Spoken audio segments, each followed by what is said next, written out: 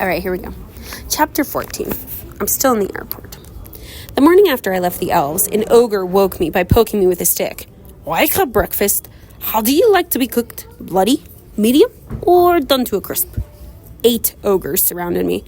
It only hurt for a minute. My ogre, the one who woke me, stroked my cheek. I'm a fast eater.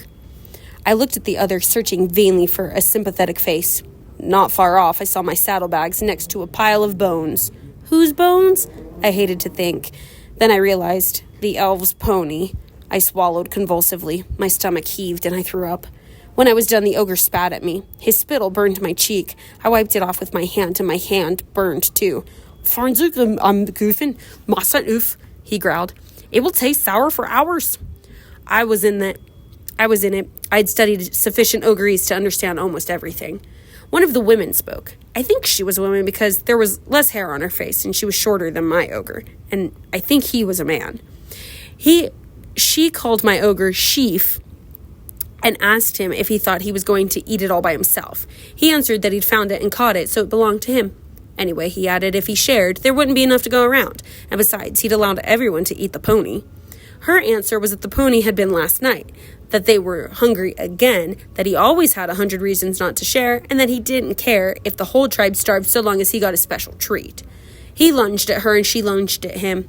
In a moment, they were rolling on the ground with everyone watching, except me. I looked for a hiding place. Not far from where I stood was a low tree still covered with leaves. If I could get there and climb it, maybe they wouldn't think to look up when they searched for me. I edged sideways. The combatants were pulling each other's hair and biting and yelling. I was halfway to the tree. It's escaping, Sheaf! One of the ogres yelled. The brawl ended immediately. Stop! Sheaf commanded in Kieran. I took a few more steps and almost reached the tree, but the curse wouldn't let me go farther. Sheaf dusted himself off, although there was no visible difference between dusty and dusted. I told you how obedient it is, he said in ogres. No need to be persuasive with this one. It'd cook itself if I told it to. He was right. If they wanted to fry me... 1 second. Ugh. Okay, cool. I told you how obedient it is. No need to be persuasive with this one. Representative for Frontier Airlines, please report to your counter. I repeat, with the ticketing representative for Frontier Airlines, please report to the service counter for passenger assistance. It'd cook itself if we told it to. He was right. If they wanted to fry me, I'd step right into the pan. I stood where I was and pretended I had no idea what they were saying. After further bickering, they decided to take me with them, hoping to capture additional people or animals on the road to eat along with me. Side dishes, I supposed. I was allowed to take my saddlebags and my carpet bag. Sheaf wanted to know if there was food in them, and there was great excitement when I said yes, but when they opened the elves' flasks, they spat it in disgust. Lafu oosh, vegetables, fish. The ogres pronounced the words as though they were poisonous. Sheaf scratched his head. I wonder how it can eat those things and still taste good, he said. Maybe it doesn't taste good. We haven't eaten it yet. The speaker was the ogre who had warned of my escape. He was younger than the others, approximately my own age. We set out on the road, moving almost as quickly as my pony had. I had to ride on their shoulders, holding their oily hair. We were traveling away from Uaxi's farm, back the way I'd come. I assumed the ogres meant to go to the fork in the road and proceed to their fens. It made no difference. What did it matter if I were devoured 10 miles from my destination or 40? No one was on the road, and the hills through which we marched were empty of habitation. The ogres began to grumble. It is heavier every mile. Perhaps it brings bad luck. We should eat it tonight and find more tomorrow. They watched me enviously while I drank the elf supper. I was surprised I could eat, but I was ravenous. I offered to share with them, but my only answer was a collective shudder. You might enjoy it, I said. Perhaps you'd find that you prefer broccoli to flesh and legumes to legs. My last suggestion made them laugh. The youngest ogre told Sheaf and Ogreese, maybe we should get to know our meals better. This one makes jokes. Please report to your counter. I repeat. For Alaska Airlines, please report to your counter. Okay, shut up. Thanks. This one makes jokes. Don't make a pet out of it, Sheaf warned. Ticketing representative for Frontier Airlines, please report to your counter. I repeat. She's going to repeat it. Ticketing representative for Frontier Airlines, please report to the service counter for passenger assistance. Son of a bitch. Shh. Okay, cool. Don't make a pet out of it, Sheaf warned. After dinner, the young ogre sat next to me. You mustn't be frightened, he said. No. My name is Niche. What's yours? I told him. My father's name is Sheaf. He could convince you that we won't harm you. I'm not as good at convincing people yet, but we hate for people to be upset. He touched my arm sympathetically. I felt calmer. I couldn't help it. His voice was so soothing. You must be tired after such a terrible day. I yawned. Why don't you stretch out right there? I'll make sure nothing harms you while you sleep. Wasn't he kind of behind me? A bubble of hope swelled in me. But don't run away. The bubble burst. In the middle of the night, I awoke. Sheaf slept closest to me, making gurgling noises and grinding his teeth. Ogres are sound sleepers. I stood and picked my way over them, which was difficult because they slept almost on top of one another. I bumped the leg of one, and he or she kicked at me but slept on. Beyond the heap of their bodies, I found my saddlebags. I tried to leave, but as soon as I crept more than a few yards beyond the pile of ogres, my complaints started. Thudding heart, tight chest, spinning head. A few feet more, and I was on my knees, crawling in circles. I crept back to the farthest spot the curse let me feel comfortable. The ogres wouldn't wait much longer to kill me. I had to break the spell now. The spell is broken, I announced aloud but softly. I need not obey, niece. I will escape. But in a moment, I was on my knees again, helpless and sobbing. I tried again, mimicking the ogres. I made my voice as persuasive as I could.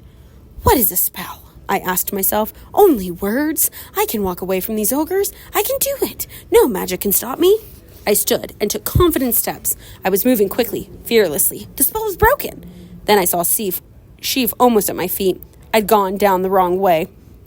I bit back a scream of rage. I was going to die soon, and I would never have found Lucinda, would never have lived uncursed.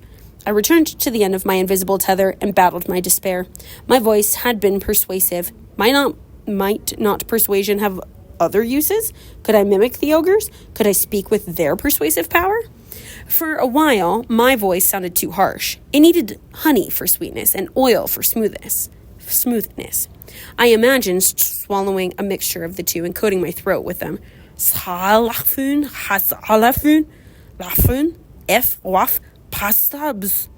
It meant one should eat vegetables, not humans, because vegetables taste more delicious. It sounded persuasive to me. I was convinced. I practiced for hours and fell asleep practicing, and woke up to Nis practicing on me. Wake up, dearie. You were wise not to leave us during the night. These lands are dangerous, and elf might have gotten you. The image of a fierce, spear-carrying elf came to me. Let's eat it now, said a female ogre. You can't have it all, Seif. We've got more food soon. We'll get more food soon.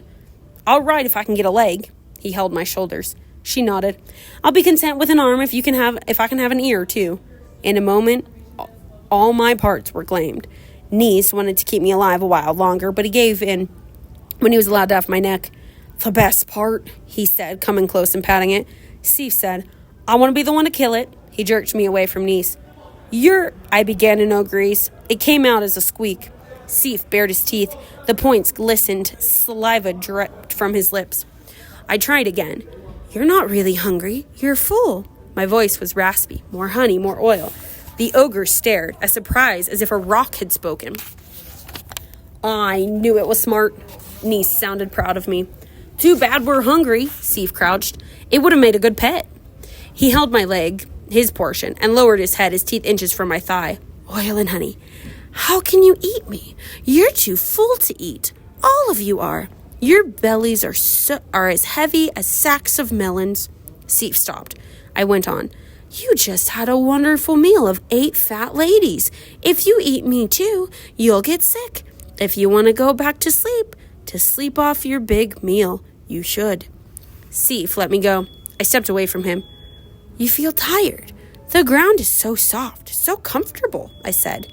Nis rubbed his eyes and stretched. I continued soothingly. It's much too early to be awake. The day has barely begun, and it will be a lovely, lazy, sleepy day. Sheaf sat. His head rolled onto his chest. You can sleep and have delicious dreams. While you're sleeping, I'll find you another enormous meal of piglets and people and elves and elephants and horses and no hornets, Nis muttered from a dream. Sleep had claimed them. They had returned to their heap of the night, again grunting and snoring and groaning. I almost laughed and broke the spell. Who was giving orders now? One thing that I love more about the book than the movie is that they show that Ella, like, they kind of show it shortly at the beginning of the movie, but in the book they really show that she does her best to overcome the curse on her own. It's not just like, oh, I love Char and so I don't want to follow this curse. It's like, I need to break this curse to free myself from these ogres. And she tried and the curse wouldn't break, so she had to use other wits to get out of her situation, which I find very, very fun. Okay, I'm still in the airport, but I think I have time for one more chapter before I have to go to my gate. I think. I sobered quickly. What was I going to do with them? How could I arrive at Euaxie's farm with 8 ogres in tow? My situation hadn't improved significantly. I was still alive, but not for long. I would have to sleep eventually. Then they'd awaken and remember their true hunger. A twig snapped behind me. I turned and saw a vision. 6 knights carrying a rope strode toward me, led by a tall man. Visions don't snap twigs. And the young man was Char.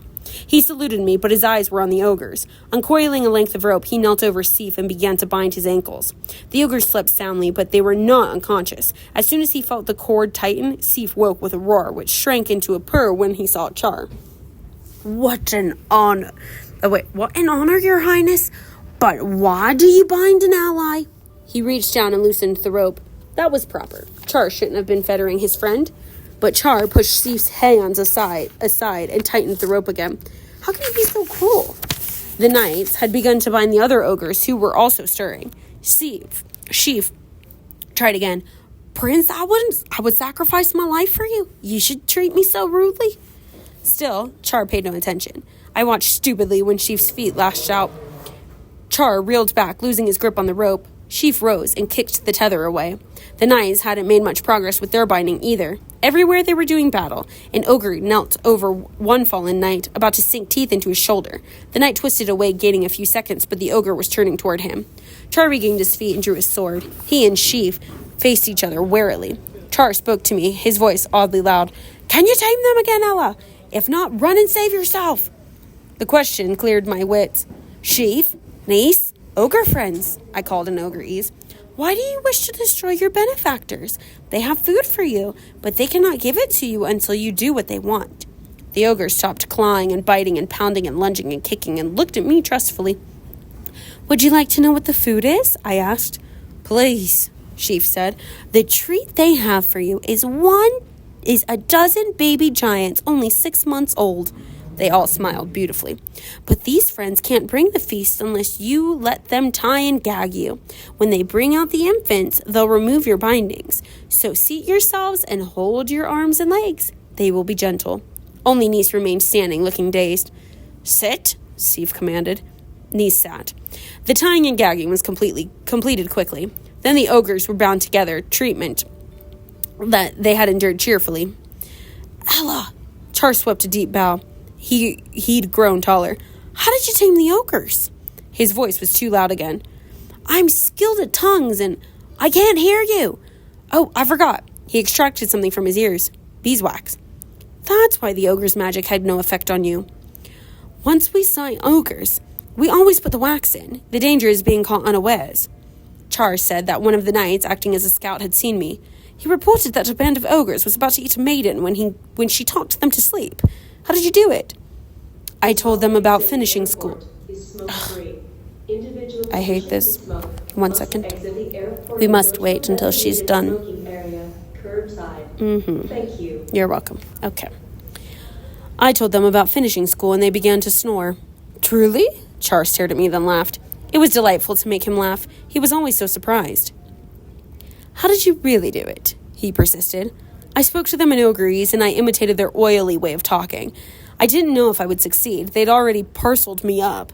I knew which one was going to eat every bit of me. Sif, that one, wanted my leg. Char moved his own right leg. How did they come upon you? I told him I had run away from finishing school. They caught me when I left the elves. They ate the pony the elves gave me. I shuddered. Was finishing school so wearisome that you had to run away? He asked. Very wearisome, and see what it's done to me. I can no longer break a set of dishes by accident. Now I can balance all of them on my head and stroll through Frel without dropping a single one. I have many accomplishments. Are you proud of them? He was alarmed. I nodded solemnly. I wanted to make him laugh again. Would you like to know more? He shrugged, disliking the topic. I went on anyway. To begin with, I could teach these boorish ogres how to eat properly. I seated myself on a large rock. Observe. I plucked an imaginary napkin out of the air, shook it twice, and placed it on my lap. Very ladylike, Char said politely. I shake the napkin twice. That's important. Why? Mice. Char smiled. There are no mice in our court napkins. Are you thinking of spiders? The prince contradicts a lady. I picked up an imaginary fork and began to saw it at imaginary food. Your meat is tough. You have a low regard for our cooks. Not at all. It should be tough. Oh, wait, no, sorry. Your meat is tough. You have a low regard for our cooks. Not at all. It should be tough. Don't you know why? Tell me. It is mutton. Am I not using a mutton fork? Our manners mistress will believe you're an imposter if you don't recognize a mutton fork when I don't see one. He was laughing. It could only be a mutton fork. How so? See how my fingers are bunched together at the top of the stem?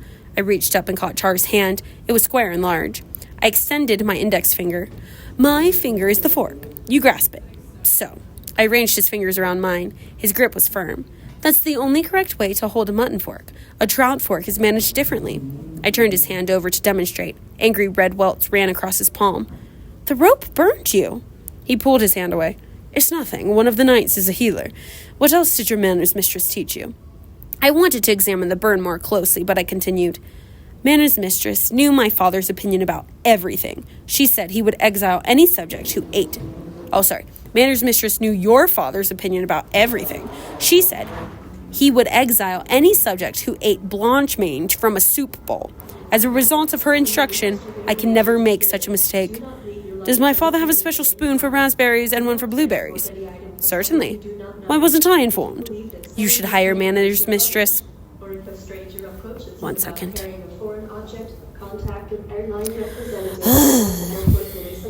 Yes. Carry on luggage is subject to search. Blah, blah, blah. Okay. Why wasn't I informed? You should hire a manners mistress. She would die of delight to serve a prince. I went on to describe all my mistresses. Writing mistress was the one who taught anything worth knowing, I concluded, although it is helpful to know the proper way to behave so one can decide whether or not to be proper. On the word proper, Char started. I should have introduced you long ago to my knights. He called to them, Friends, John, Aubrey, Beatram, Percival, Martin, and Stefan. Meet our ogre tamer. She's the lass I told you about, the one who speaks Gnomic. He had told them about me. I curtsied. We wondered when you would remember your manners, the one named Stefan said. Sheaf made a garbled noise through his gag. For a moment, I'd forgotten him. Char went to the ogres and I followed. So much as you are our friends, so much as we are... Oh, which one am I? Oh, okay. So much as you are our friends, so much as we are yours, he said, but we won't kill you unless you force us to. For an instant, Sheaf looked dumbstruck. Then he began to struggle violently against his bonds. The other ogres did likewise and shrieked through their gags as well. The ropes held, and they quieted slowly. Sheaf glared at me with such rage and hate that I fell back a step. I held his gaze, however. You are never going to eat me, I told him in Ogreese. I am not in it. I am not your dinner. And how do you like being tricked into doing what you don't want to do? Telling them felt wonderful. I smiled at Char. For some reason, he blushed. While Char and I addressed the ogres, the knights were busy setting out lunch for all of us. When we were seated, we delayed our first bite until Char began to eat. It was so natural to him, I doubted he noticed. Our traveler's bread, cheese, dried meats, and sweet cider. He told me about his mission to help King Gerald. The king will be glad to see this lot. 8 ogres and no injuries to us? Sir Stefan nodded at the ogres, who were struggling anew at the sight of our meal. He'll be interested to learn that humans can use their magic against them, Char said. At least Ella can. Whenever he finds out. Sir Beatram frowned. How can we convey them to King Gerald? No need for your melancholy, Sir Bert, Sir John said. With this maid's help, we just caught 8 ogres. 6 knights never did that before. We'll think of something, Char said. Then they'll have to be fed. Sir Bertram reached for the bread.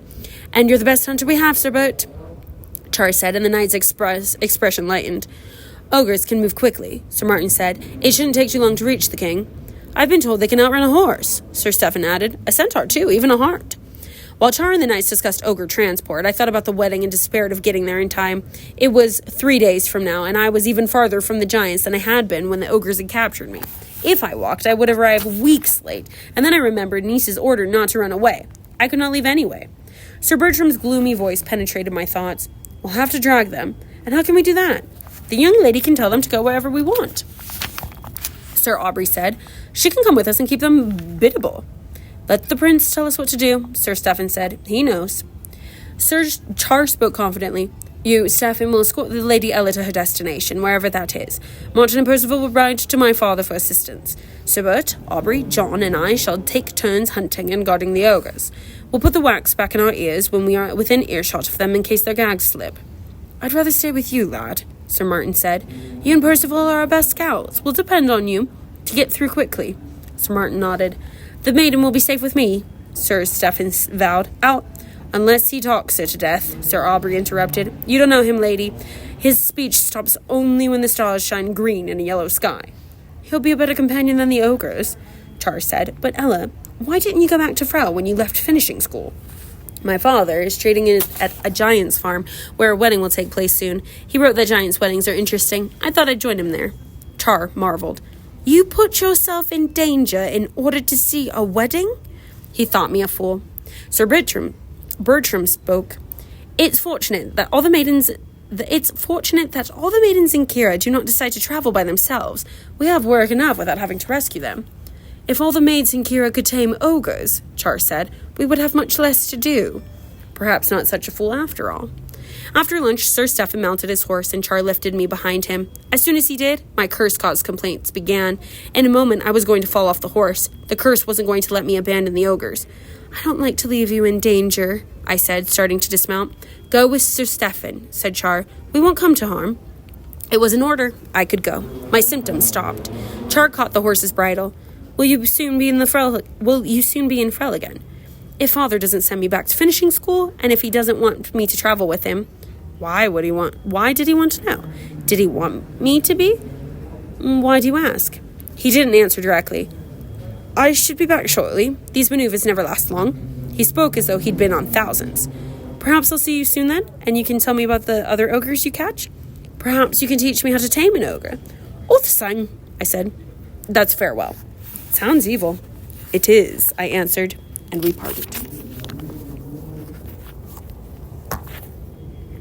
I also think I like the relationship between Char and Ella better in the book than in the movie, because in the movie it's just kind of like she's the only one not obsessed with him, and in this it's like she has all these qualities that he admires, and I kind of like that better than in the movie where it's like, oh, you're the only one not obsessed with me, therefore you're interesting, you know what I mean?